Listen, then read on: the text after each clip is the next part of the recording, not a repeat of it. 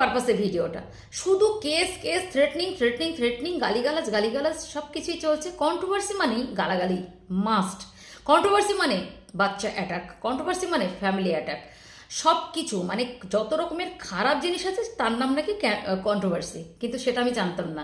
যখন আমি কন্ট্রোভার্সি শুরু করেছিলাম তখন কন্ট্রোভার্সিতে আমি যেটা জানতাম যে অন্যায়ের প্রতিবাদ করা, প্রতিবাদের আর এক নাম হয়তো কন্ট্রোভার্সি, সেটা নিয়ে এগিয়েছিলাম।